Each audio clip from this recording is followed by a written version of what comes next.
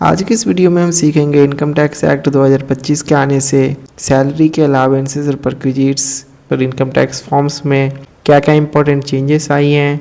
ये सारे चेंजेस 1 अप्रैल 2026 से एप्लीकेबल हैं। हम सबसे पहले सैलरी के अलावेंसेस और परक्विजिट्स में क्या क्या चेंजेस आई हैं इसको देखते हैं। हाउस रेंट अलावेंस की कैलकुलेशन के लिए पहले केवल 4 ही सिटीज़ को मेट्रो सिटीज़ माना जाता था। ये थी दिल्ली, मुंबई, कोलकाता और चेन्नई। बट अब मेट्रो सिटीज़ को बढ़ाकर 8 कर दी गई हैं। अब अहमदाबाद, पुणे, हैदराबाद और बेंगलुरु भी मेट्रो सिटीज़ में आएंगी। ट्रांसपोर्ट अलावेंस में भी चेंजेस आई हैं। इसका एग्जाम्शन पहले 1600 रुपये पर मंथ था, अब इसकी एग्जाम्शन 3200 पर मंथ हो गई है।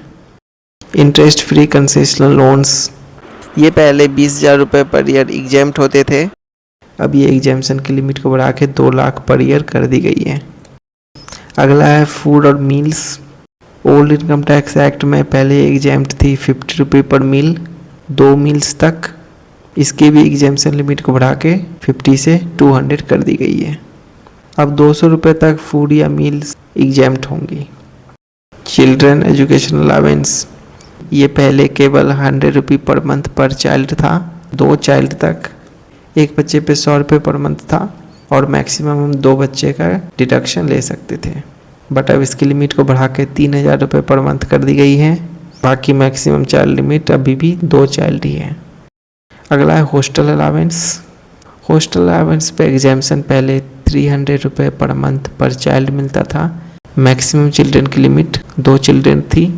अब ये न्यू टैक्स एक्ट 2025 में इस लिमिट को बढ़ा के 9,000 रुपये पर महीना कर दिया गया है। इनकम टैक्स एक्ट 2025 में सारे फॉर्म्स का नंबर चेंज हो चुका है। हम कुछ इम्पॉर्टेंट फॉर्म्स को देखेंगे और जानेंगे इसका नया फॉर्म नंबर क्या है इनकम टैक्स एक्ट 2025 में। सबसे पहले हम देखते हैं टीडीएस रिटर्न सैलरी का।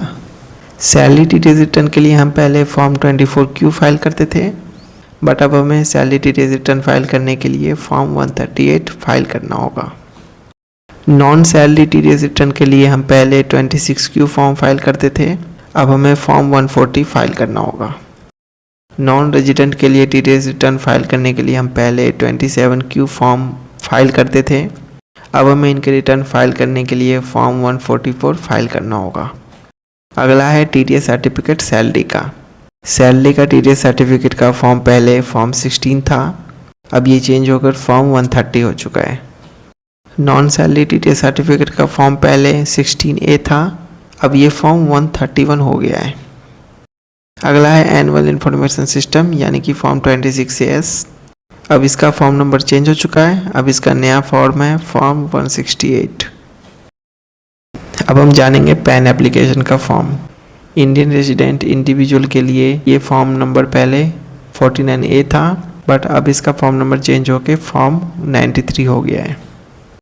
फॉरेन इंडिविजुअल के पैन एप्लीकेशन के लिए हमें पहले फॉर्म 49AA को फिल करना होता था, अब हमें इसके लिए फॉर्म 95 को फिल करना होगा। टैन एप्लीकेशन के लिए हमें पहले फॉर्म 49B2 फाइल करना होता था, बट अब हमें टैन एप्लीकेशन के लिए फॉर्म 135 को यूज करना होगा। गवर्नमेंट टैन एप्लीकेशन के लिए पहले फॉर्म 49B1 यूज होता था, बट अब इसका फॉर्म चेंज होकर फॉर्म 134 हो गया है। फॉरेन रेमिटेंस इन्फॉर्मेशन के लिए पहले फॉर्म 15CA फाइल होता था, बट अब इसके लिए फॉर्म 145 फाइल होगा। फॉरेन रेमिटेंस के लिए CA सर्टिफिकेट के लिए पहले फॉर्म 15CB यूज होता था, अब इसके लिए फॉर्म 146 यूज होगा। तो ये थे कुछ इम्पोर्टेंट फॉर्म्स जिनका फॉर्म नंबर चेंज हो चुका है नए इनकम टैक्स एक्ट 2025 के आने से। तो आज की इस वीडियो में हमने सीखा है कि इनकम टैक्स एक्ट 2025 के आने से सैलरी के अलावेंसेस और परक्विजिट्स और इनकम टैक्स फॉर्म्स में क्या क्या इंपॉर्टेंट चेंजेस आई हैं। ऐसे और भी इन्फॉर्मेटिव वीडियोस के लिए आप इस चैनल को सब्सक्राइब जरूर कर लें।